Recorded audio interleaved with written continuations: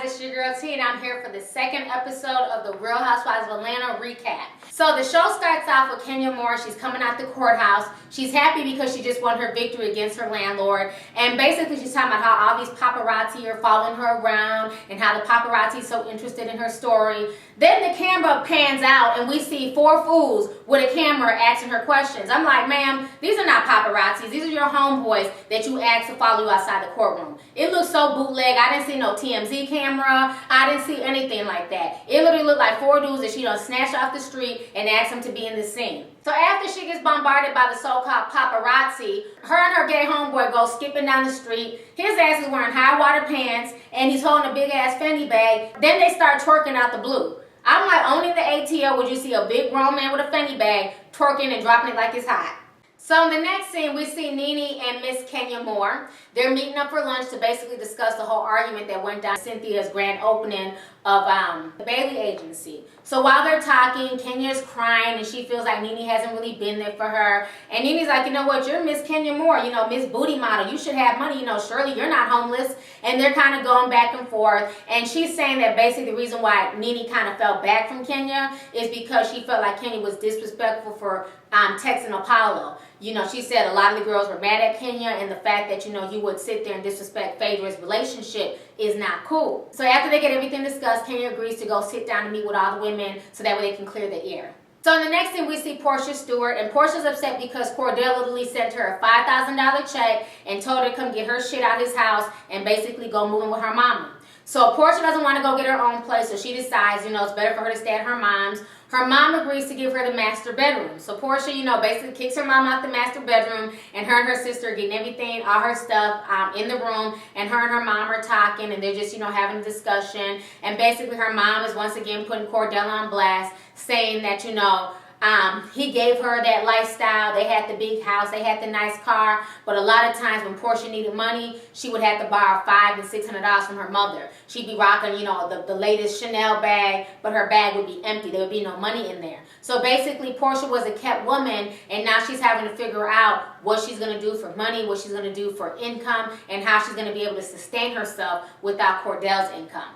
So now on to my homegirl, Miss Cynthia Bailey. So what's going on with Cynthia is the fact that she's suffering from uterine fibroids. And this is really common in African American women. I've had family members who have suffered from fibroids. They don't really know what causes them, but she's been going through a lot. So basically the paparazzi took a picture of her and her stomach looked bloated. And people were saying that she's pregnant, and she was real upset because as a model, she has to keep her shape a certain way. She has to have a, you know, she has to be thin, have a flat stomach. And Uncle Ben's Rice, aka Peter, was just getting on my damn nerves the whole damn scene. It's like he was making all these little smart comments. It was like, you know, I be watching you, and sometimes I look at you like, do you really need that cupcake? And you're getting fat. And she's like, you know, it's not about that. There's more to it than that. You're not bleeding a lot. It's a lot of female problems going on. And it's like he's just not trying to hear that. He's just steadily making all these fat comments. And he's telling her, like, you know, you need to lose weight. You need to be in shape. Because he knows deep down inside that she needs to keep her figure. She needs to keep her looks, because that is his gravy train.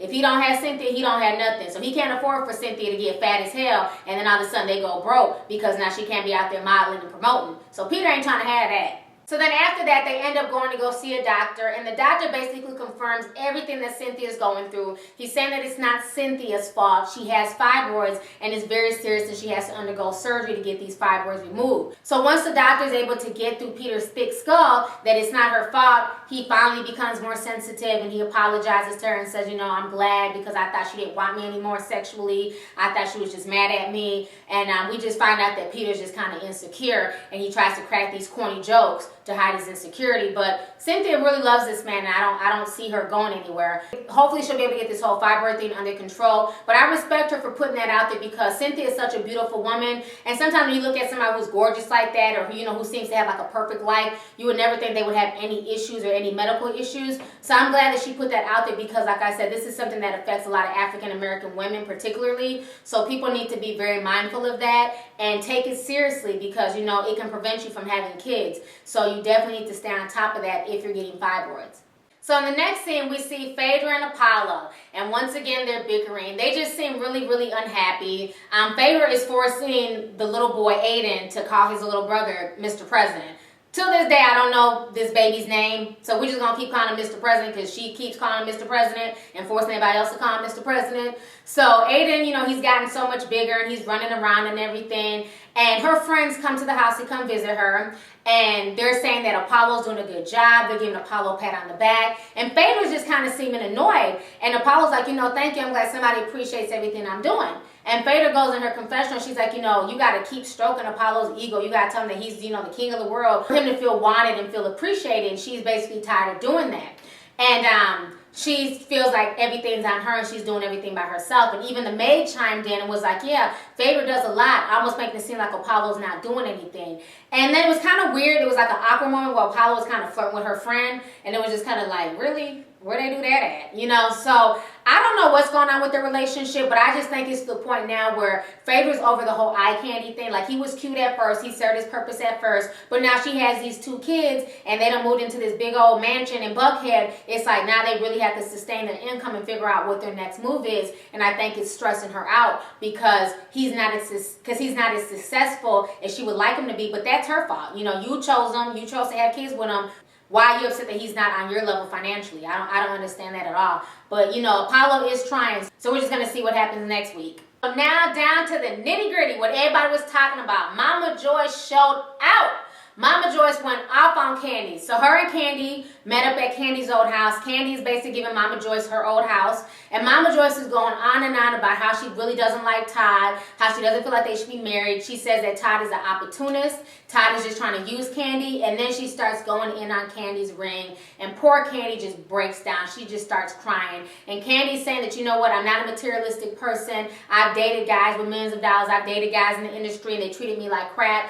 I really love Todd. And the mama's saying that, you know what, you're putting Todd before Riley. There are more pictures in the house of Todd than there is Riley. Riley doesn't even like Todd. So it was just a really, really uncomfortable argument. And what I find crazy is that Mama Joyce did the same thing to AJ. It seems like nobody's good enough for Kandi. You know, she went in on AJ, made him out to just be a horrible guy, and now she's doing the same thing to Todd. And they're saying that she's upset at Todd because of rumors that she's hearing from Wendy Williams. You know, I think Kandi is grown and Kandi needs to be allowed to make her own decisions. Mama Joyce needs to butt out. She needs to get a man. It's almost like because you have no man, no one to grow old with, you basically put yourself in your children's relationships. And that's unfortunate. Kandi is a grown woman. Even if Todd ends up not being the right one for her, so what? You live and learn. Things happen. Relationships start, relationships end. You know what I'm saying? I don't think it's fair for Mama Joyce to just be down on her, you know what I'm saying, making her feel horrible for her choice in a man. Is he an opportunist? I don't know. He might be. He might be an attention whore. You know what I'm saying? Who knows? But at the end of the day, that's Kandi's relationship. Let her go and do what she needs to do. Let her be happy for once. You know, I think she needs to fall back. And another thing I found crazy is when she said that basically, you know, even if you have a prenup, he can still override that prenup and say that he's grown accustomed to the lifestyle that you've been providing him. You know, I found that really, really funny because it's telling of Mama Joyce. She's scared that if something happens to Kandi, meaning that if she chokes on a chicken bone and she dies, that Todd can take over all her assets and put her out on the streets. So when she said that, that made me realize right there that it's not so much about Todd, it's about Mama Joyce being accustomed to the lifestyle that Kandi has provided for her. Mama Joyce doesn't want her lifestyle being changed. She doesn't want her lifestyle being affected. And she doesn't want her money and her comfort level being dwindled because Kandi has a man. And I think that's the most selfish shit. I think that is very selfish for her to be more concerned with her and her well-being and her comfort as opposed to her daughter's happiness. I think that's all it boils down to. I don't even think that Todd did anything to Mama Joyce or that even if he's an opportunist. I think her main thing is the fact that she's grown comfortable living off of Kandi's money and she doesn't want to see Kandi's money or Kandi's wealth that she's gained since she's been in the industry since she was a teenager. She does not want to see that wealth being redistributed to somebody who wasn't there from day one. And I think that's what Mama Joyce's issues is, truth be told. It was a real interesting episode. It seems like next week is going to be even more drama. So make sure you tune in for my recap. So go ahead, leave a comment. Don't forget to follow me. I'm @LovelyT on Twitter. Let me know your thoughts on this week's episode. All right, deuces.